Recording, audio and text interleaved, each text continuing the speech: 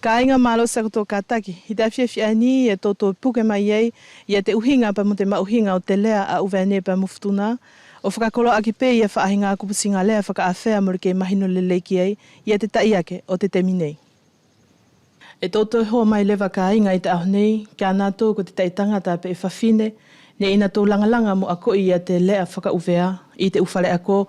O hange ko te whawhine ai ni ko Epifania toa, mori ke puripuri ki he tahi, whawhine whai ako awhea mai o te lea whakauvea.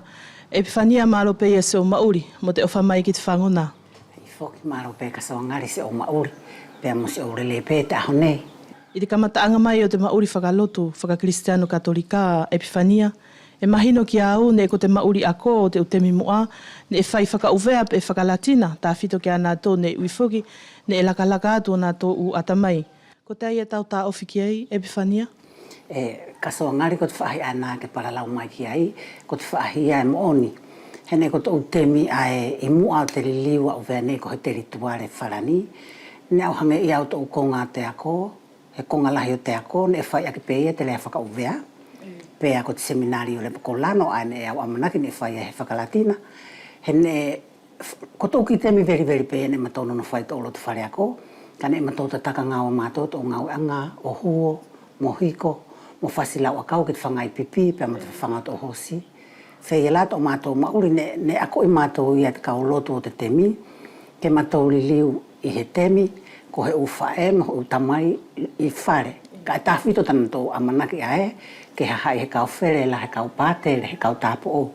Ko matatu ngai toru pe wha pe lava o te lea whakauvea, ko tau lea whakaapa whakahangahanga whuki ai ki te awhio lawe lua mo tana kau ariki whau. Te lea ai whakatuhatua ki te tamai atua mo te whaahinga lotu, pe mo te lea mahani pe lewa o te ahawhuri, pe mo he lea whakanuki. E ke toka ngai whania e muri pe ia te lea tātou ki te teka o te temi o hange pe ko lea furi o he whenua.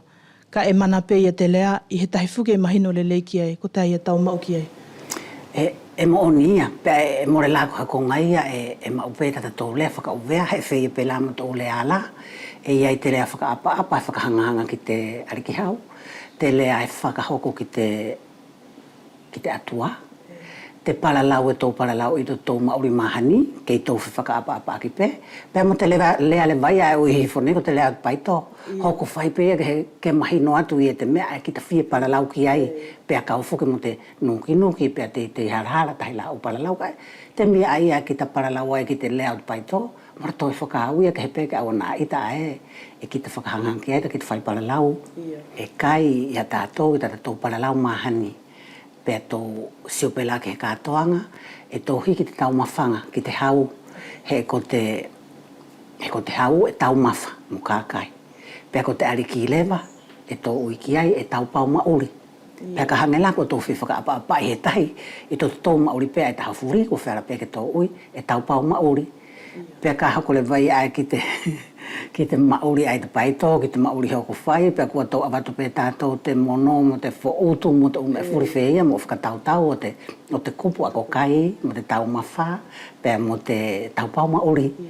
Mo whakakolo aki lewa o te whilawe i Epifania, tuku mai pe hau ma o mahino ki te kupusinga lea ai ni ko uotuu.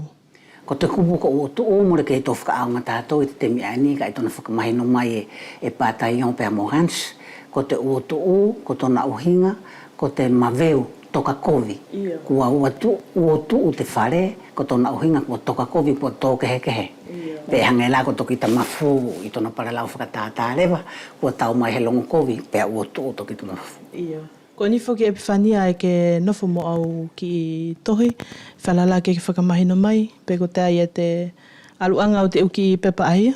Ko tōki pepai ani ka soane ko e mai pe ko ke hau te uho ani, pe au alu komi mai ko tō pepai ane tau tufo mai a sini ta amore, ta make i ngā ue, e tara noa ai ki te kau tangata, mo te kau whawhine, hange la ko green, pe ko cumins, nā tō ai ane na tō wako i e tō whahinga lea kehe, pe na tō tō ako i whuki mo tō uanganga nofo, tō atamai, o te hahai aia, e na tō tahi nofo i tana lea, hene whiwhihi a ki whuki i te ui ai, e kovi te mohu lea, e whakahalahala ki te atamai, e te ki tamasi ai. Pea ko e lana tō tuku mai tō whakamuoni, E more he kovia ki te ki tamasi e mohupe lea lua lea tolu. He wheala ia ke ia he tahi konga i tona atamai. E nahanga le vai au hange ko he puatu o vete mo whetātāna ki aki tō kupo te lea tahi u lua tolu. O wheala le vai ke toka le lei mo whainga fua i e tana ako he lea pē ma mana ki ai. E au tuku atu lewa ke whakaosima i e te alonga te palalau a ki hau lea tuku. Ki te tuku holo te ulea whakawhenua. Maro pē i ka soa. Mo le fuki wheala ia ke au whai he tokoni ke whea i pe ko he lea tuku ke whea ki te kāinga whakalongo mai. He tā palalau pē tā ua ki te lea. Ka tahi nofo pē te Kristiano ia mo tōna a te aina ne whakianga ki ai e te atua. Ka ko te whahi ai au amusianga pē ka au palalau ki ai. Ne more ko te lea whakauvea fuki ne mahani mai. Ko te lea ne tapu i pe ka tapu i he mea. Ko tōna ohinga ko te mea e kovi. Ka i te temi ani ko i te mafuri pa tō loko i pe la tātou uvea. E wheala pē te whauia te atamai a ki te lea whakauvea. Epifania toa malo si au ofa. Pea ka inga ngata hei e te aluanga o te palalau, ke manu i e te awhiawhika ko tō tatau, e mato o whātu.